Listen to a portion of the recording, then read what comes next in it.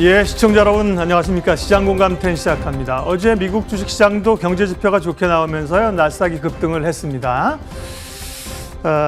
매도 포지션을 취한 사람이 아니면 주가 상승을 싫어하는 사람이 누가 있겠어요. 그죠? 개인 투자자는 특별히 그런데 국내에서도 미국 증시 오르니까 오늘 좀 오를 것이라는 시각이 있는데 뉴욕 증시 그 분석가들의 시각이 이런 반등은 흔한 일이다. 종종 나타나는 일이다. 기본적으로 약세장이 맞죠, 지금은? 네. 조금, 찬물을 끼얹는 얘기 같지만, 이런 얘기를 좀 더 귀담아 듣는 것이 좋을 것 같고요. 그럼 어떻게 해야 되느냐? 그러니까 이것저것 많이 살 때는 아닌 것 같고요. 많이 매수하지 말고 양질의 주식을 소량으로 담는 전략을 취하라. 그 얘기가 딱 좀 꽂혀서, 그런 얘기를 좀 해봤고요. 어쨌든 뭐 반등 국면이죠. 조금 더 올라주길 바라지만, 마냥 마음을 풀 때는 아니라는 시각이고요. 지수 확인하도록 하겠습니다. 네, 뭐 2600이 좀 위협받던 상황이었는데 2600선 뭐 중반까지 탈환하려는 시도입니다. 2630, 코스닥 870인데 말씀드린 것처럼 상승폭은 초반에 시가에 비해서는 조금 밀려있는 흐름들이고요. 다행히 환율 하락 이런 것들은 긍정적인 뉴스로 또 해석이 되는 거죠. 예, 오늘 시장 흐름들 또 살펴보면서요.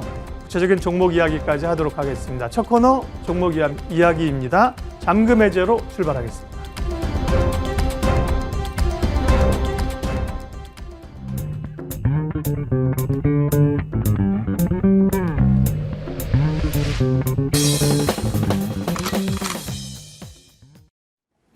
잠금 해제 시간입니다. 장 출발할 때만 해도 분위기가 참 좋았었는데요. 일단 상승분을 반납하는 흐름 확인이 되고 있습니다. 가열차게 오름에 출발했던 2차 전지단에서도 일부 종목들을 제외하고는 상승분 많이 줄이고 있는 상황이죠. 어떤 전략이 필요한지 종목에 대한 고민 지금부터 저희와 함께 체크하시길 바랍니다. 자, 오늘 김민수 대표님과 전략 챙겨봅니다. 어서 오세요.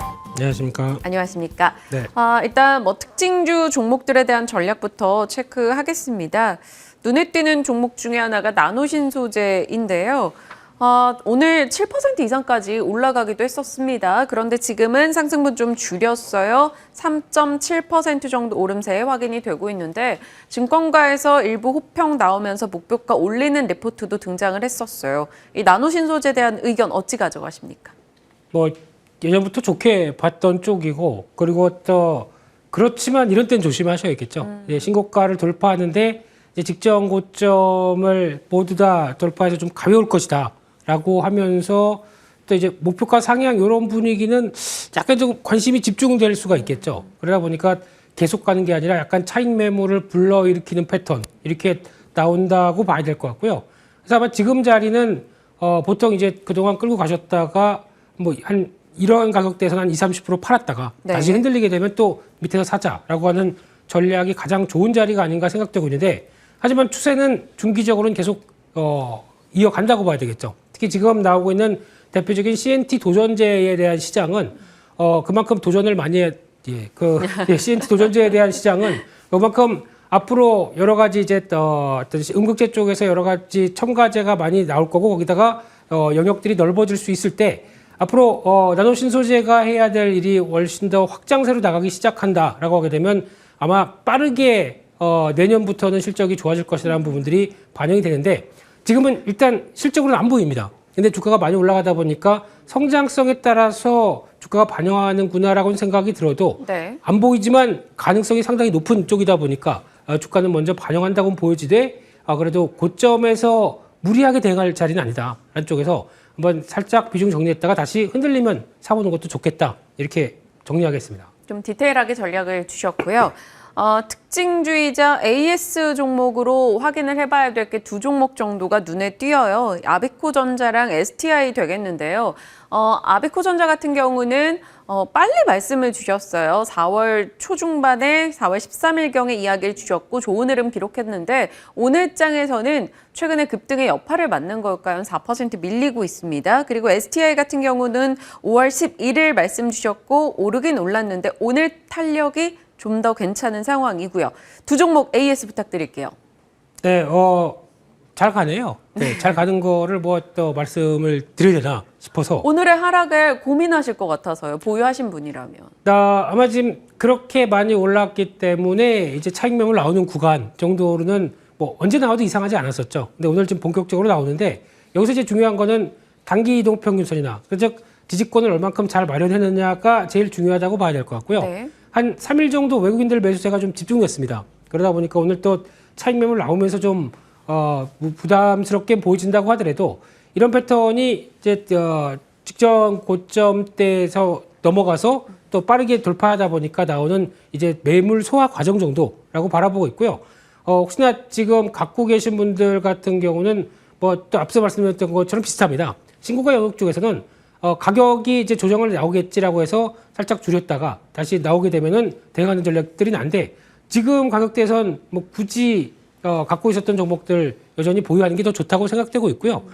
단기 이동 평균에서는 지지권들 확인하자라는 관점들인데 아마 지금 그렇게 많이 보실 겁니다. 지금 DDR5 관련된 종목들 쪽에서 제가 보기엔 최선호 종목이긴 한데 많이 올랐고 거기다가 이제 나온다고 하더라도 하반기부터 진행돼도 본격적으로는 뭐 내년이나 내후년부터 또 뚜껑 열어봐야 되는 거 아니냐라는 관점들이 있어서 조금 지연이 된다고 하더라도 여전히 그런 부분들이 주가를 끌을 개연성은 높다라는 쪽에서 지금은 물량 나오면 한번 사보자라는 관점 쪽으로 대응하시는 게 좋다고 생각됩니다.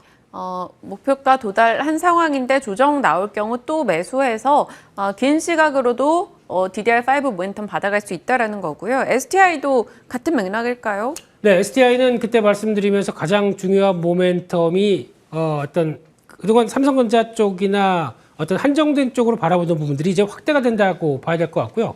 지금 신고가를 도전하는 입장 쪽에서 매출처가 다변화되게 되면 나올 수 있는 변화는 더 실적 확장이다라는 쪽에서 중앙 약물 공급 처리 장치 같은 경우는 앞으로도 쓸 일이 많다고 강조드렸던 부분들이 이제 서서히 이번 실적에서도 확인됐고 올해도 계속 확인될 것이다. 그래서 수주 잔고와 함께 같이 보자라고 하게 되면 여전히 그렇게 크게 흔들릴 가능성은 없다라고 봐야 될 것 같습니다. 네, 뭐 사실 STI 같은 경우는 수익이 났습니다만 지난주 종목이기 때문에 올라가서 AS를 하는 것이지 일단 뭐 뷰를 딱히 바꾸자라는 취지는 아니니까요. 참고하시길 바랄게요. 자, 잔금 해제 종목 가겠습니다. 오랜만에 이 종목 얘기 나누는 것 같아요. CJ 대한통운 첫 번째입니다. 회복은 시작됐다.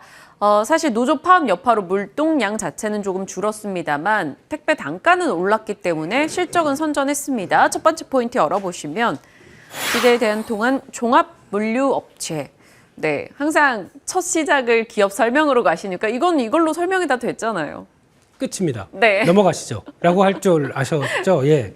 근데 지금 물류업체인 거 다 아시고 있고요. 근데 세세하게 보게 되면은 아마 지금 보통 저희가 택배 관련 회사라고 하는데 택배는 매출 비중이 한 30% 정도밖에 차지하지 않고 있고 그밖에 나머지 뭐 계약 물류라고 하는 그래서 화주가 여기서부터 여기까지 해주세요라고 하게 되면 그 관련된 계약을 이행하게 되는 CL이라고 하는데 그래서 아마 CJ 대한통운 CL 뭐 이런 마크도 한번 보셨을 겁니다. 그래서 그런 부분들도 담당을 하고 있고요. 한 매출의 한 20%가 넘게 담당을 하고 있죠. 게다가 그밖에 이제 글로벌 사업, 이제 포워딩 사업이라고 그러죠. 이런 쪽도 계속 항공, 해상 그리고 여러 가지 복합적인 물류 사업들을 이어가고 있는데 여기서 이제 조금 특이한 게 건설 쪽도 매출이 잡힙니다.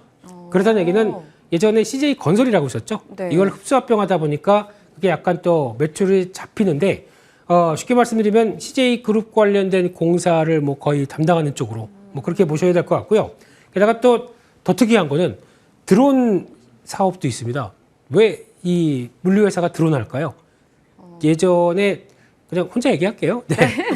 아마존에서도 드론을 통해서 뭐 물류 배송하는 뭐 이런 얘기 나오다 보니까 거기서 우리도 한번 해봐야지 하면서 드론 시범 사업자로는 선정이 됐는데 아직 성과가 나와서 이 물류 쪽에서 응용할 수 있는 또 대표적인 섹터겠죠. 근데 속도는 뭐 그렇게 크게 많이 안 나오고 있는 쪽에서 어떤 사업의 변화가 가는지는 더 지켜봐야 될 것 같습니다. 네, 알겠습니다. 다양한 사업부 얘기해 주셨고 그 내용까지 건네주셨네요. 우리 뭐 단순히 알고 있던 CJ 대한통운 택배 이렇게 생각하는 것보다는 생각보다 좀 다양한 영역을 이뤄나가고 있었습니다. 두 번째는 좀 궁금한 부분이에요. 이커머스 대응. 뭐 네이버와 손잡고 당일 뭐 새벽 배송한다 뭐 이런 얘기도 나오고 하니까 이런 부분도 이게 도움이 될지 한번 체크를 해봐야 될 것 같아요. 네, 일단 이커머스 관련된 쪽은 앞으로도 계속 강조가 돼야 될 부분들인데 저희가 보통 보게 되면은 이게 물동량 추이네요. 네, 그렇게 되면은 한참 이쪽이 강조가 됐을 때가 아마 코로나19 때였었겠죠. 네. 네, 그때 이제 큰 폭으로 성장했고 그러면 이게 하나의 트렌드가 되다 보니까 이제 온라인 배송뿐만 아니라 새벽 배송이 인기였죠. 전날 주문하게 되면 아침에 문 열고 딱 나갔는데 우유랑 같이 있습니다. 괜히 기분 좋죠. 아침에 장 본 것 같고요. 그래서 이런 신선한 거 바로 받아볼 수 있다는 쪽에서 트렌드가 됐는데, 그럼 반대로 이 리오프닝이 됐었을 때 이게 꺾이겠느냐라는 쪽인데, 제가 한번 트렌드로 맞춰지고 어느 정도 내가 편하다 보게 되면 그냥 쓸 수가 있겠죠. 네. 그런 쪽에서 나오는 변화다라고 보게 되면 여전히 성장세는 계속 이어질 것이다라고 바라보고 있는데, 그런 쪽에서 지금 이어가는 게 이제 풀필먼트라고 하죠. 이 종합 어떤 물류통합센터 관련된 쪽을 이제 확대를 시키기 시작을 하고 있고요. 그런 쪽에서 아마 4월 달부터는 이제 네이버와 협업해서 당일 배송을 시작을 하고 있습니다. 그런 쪽에서 아마 이 관련된 사업들을 키우기 위해서 여러 가지 또 기존 물류와 함께 통합하는 이런 과정들이 나오다 보니까, 일단 첫째는 비용이 좀 들어갈 겁니다. 근데 그 통합하는 과정 쪽에서 나오는 비용들을 오히려 앞으로 네이버 쪽의 장복이죠. 이런 쪽과 같이 새벽 배송이 이어갔을 때 오히려 영역이 확장되는 측면들, 초기 비용 말고는 앞으로 기대감은 좀 높다라는 쪽으로 바라보면서 영역을 늘린다라는 쪽에 초점을 맞춰야 될 것 같습니다. 저는 항상 그런 당일 배송, 새벽 배송 이런 게 뭐 고객 입장에서야 좋지만 기업체 입장에서는 언제나 그게 좀 부담이지 않을까 싶어서 비용면에 대한 우려 이렇게 얘기해 주셨는데, 일단은 영역의 확장 쪽에 포인트를 맞추면 긍정적으로 판단할 수 있다라고 이야기 주셨습니다. 그럼 다음 포인트는 결국 실적일 것 같아요. 그런 식으로 해서 돈을 얼마나 잘 버는가입니다. 생각보다 1분기 실적은 선전하는 흐름이에요. 전년 동기 대비 영업이익 57% 증가인데, 네. 이게 정말 많이 빠진 주가를 조금 부양해줄 요소가 돼야 될 텐데 아직까지는 강한 반응은 아니에요. 네, 그렇습니다. 일단 저희가 원래 CJ 대한통운이 좀 무겁다라고 많이 보면서 네. 대표적으로 과거에는 한때 밸류가 뭐 30배 이상까지도 갔던 대표적인 고평가 종목으로 알고 있었는데, 근데 최근에 실적이 택배 노조와 관련된 쪽에 여러 가지 얘기가 나오고, 이제 어떤 파업이 끝난 다음에 그 다음에 전환되는 모습들을 봤더니 의외로 괜찮더라라고 보는 부분들이 확인이 됐고요. 그러니까 즉 택배 관련돼서 이제 파업이 기간 동안은 좀 위축됐겠죠. 근데 그 끝나고 나서 택배 단가가 올라갔습니다. 근데 그러면 한 14% 정도 올라갔는데, 그러면 이제 점유율이 그동안 약간 떨어졌던 것들이 다시 회복되기 시작하겠죠. 그러면 물량은 다시 회복돼서 Q가 올라오는데 P가 올라가 있습니다. 그러면 합치게 되면은 실적이 좋아지겠네요. 네. 이런 부분들이 점진적으로 앞으로 더 기대가 된다라는 부분들과, 앞서 말씀드렸던 또 하나의 풀필먼트 관련된 쪽, 이쪽도 기대감이 높은데, 또 하나 지금 CJ 대한통운을 바라보면서 저희가 그래도 물류업체입니다. 그러면 최근에 운송 물류업체들의 강점들은 HMM도 그렇고 페노션도 그렇고 이런 운임이 올라가다 보니까 거기서 수혜를 받는 측면들이 상당히 높아지는 게 확인이 되죠. 마찬가지로 유군이나 이런 포워딩을 하는 업체, 종합 물류업체 같은 경우도 운임이 예전보다는 올랐습니다. 중간에 유가가 올랐다, 여러 가지가 올랐다고 하더라도 이런 걸 감안한 운임이 올라서 나오는 실적의 변화들은 생각보다 꾸준히 나올 수 있을 것이다 라는 쪽에서 아마 올해 영업이익이 4,200억대까지 나올 걸로 보여지고 있고요. 그러면 지금 시총이 3조 원대인데, 과거에 저희가 얘기했던 CJ 대한통운이 비싸다는 얘기는 이제 조금 들어갈 수 있지 않나 라는 쪽에서 아마 이 부분은 실적 변화가 오히려 밸류를 낮추고 있다라는 관점 쪽에서 눈여겨보고 있는 상황들입니다. 그러면 적정한 평가를 받게 되면 얼마 정도 보시는 거예요? 네, 그래서 아마 이렇게 되면은 지난 고점 때까지 합치게 되면 한 15만 원대 정도까지는 갈 수 있지 않나라는 관점으로 바라보고 있고요. 손절가는 11만 5천 원대로 말씀드리겠습니다. CJ 대한통운 오늘은 1% 정도 밀립니다. 13만 원의 가격권 기록하고 있고요. 목표 주가 일단 15만 원 설정을 해주셨어요. 변화 포인트들 잘 맞아떨어져 갈지 잘 지켜보시길 바랍니다. 첫 번째 종목이었고요. 두 번째 확인해 보죠. 두 번째는 좀 생소하게 느껴져요. 한양 디지텍, DDR5의 항공우주를 더해서. 사실 저도 DDR5 얘기는 정말 방송에서 많이 했기 때문에 네. DDR5 관련주 어지간하면 다 알거든요. 근데 한양 디지텍이 DDR5인가? 라는 지금 또 하나 배움이 있고요. 네. 첫 번째 포인트 한번 열어보겠습니다.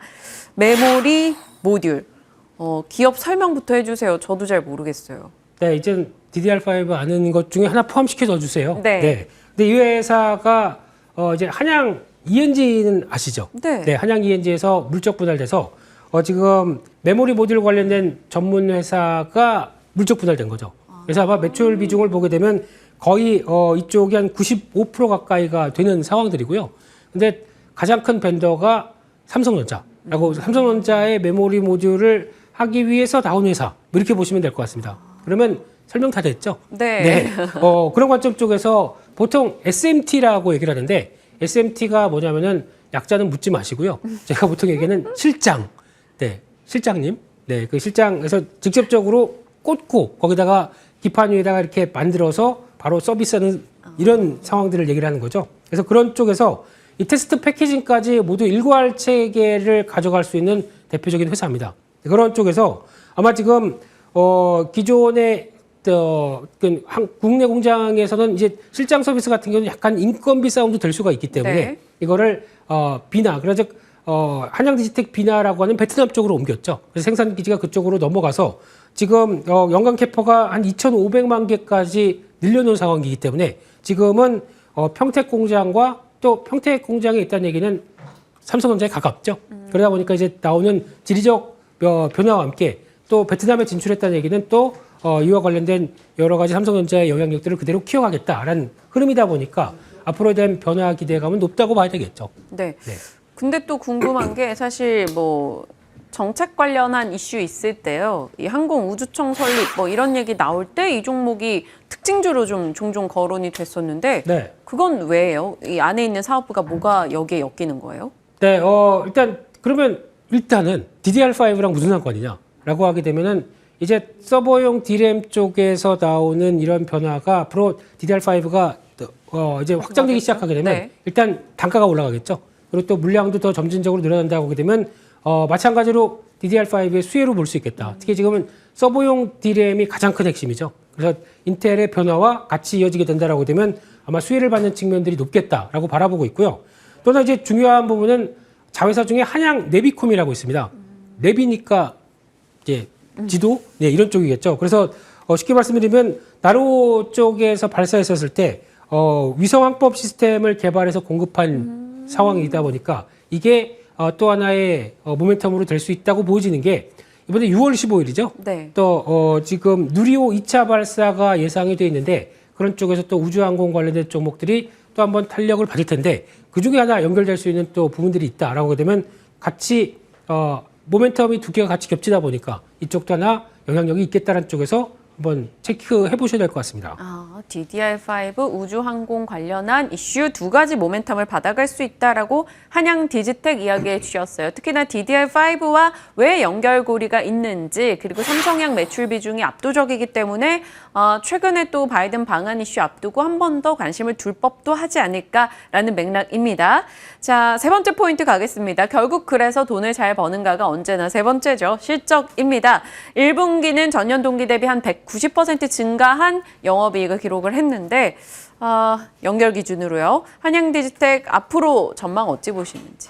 네, 실적만 보면은 상당히 저평가로 볼 수 있는데 이 회사가 조금 아쉬운 게 어떤 주주들하고는 소통이나 이런 게 좀 약합니다. 그래서 약간 좀 가려진 회사 쪽으로 많이 나오다 보니까 정보가 그렇게 많이 없다는 게 좀 한계긴 하겠는데요.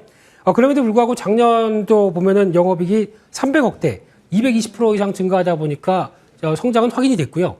올해 같은 경우 1분기도 영업이익이 112억대라고 하게 되면 이제 과거 한 해가 300억대에서 이제 400억대로 점프할 수 있는 기반이 마련되겠죠. 그래서 실적에 대한 성장은 상당히 놀라운데 시총이 지금 2,700억이 안 된다라고 하게 되면 생각보다 저평가죠. 근데 이런 부분들이 서서히 이제 여러 가지 모멘텀을 통해서 한 단계씩 레벨업으로 되지 않을까라는 관점 쪽에서 아마 지난 이틀 전에는 주가가 실적 잘 발표하고는 오히려 또 매도세가 나오더라고요. 차익 매물이 나오더라고요. 그래서 네. 이런 부분들이 경계 매물은 있다고 하더라도 여전히 실적만 좋게 되면은 충분히 반등이 들어오겠다라는 관점 쪽에서 여전히 관심 있게 봐야 될 종목이라고 생각하고 있습니다. 외국인이 한 5일째 지금 사고 있는 상황이고요. 오늘은 17,300원대 진행이 되고 있는데 한양 디지텍 재평가를 받게 된다면 얼마 갈까요? 네, 그래서 또 비싸게 부르려고 하다가 일단은 지금 동향들 체크하고 1차 저항권을 한 21,500원 정도로 바라봤습니다. 그래서 그 정도로 충분히 시도는 할 수 있을 것 같고요. 실적만 반영되게 되면 충분히 나올 수 있겠다는 쪽이고 손절가는 16,000원대로 말씀드리겠습니다. 21,500원의 목표 주가 이야기를 해주셨어요. 지나가는 가격이 될지 한 번 더 이 종목 올라갈 때 저희 AS에 나가도록 하겠습니다. 자, 오늘 한양 디지텍과 CJ 대한통운 두 종목 살펴봤습니다. 유튜브 다시 보기 가능합니다. 오늘 김민수의 잔금 해제 검색하시면 나오니까요. 한 번 더 내용 읽어보시길 바랄게요. 자, 오늘 김민수 대표와 함께 챙겨봤습니다. 고맙습니다. 감사합니다.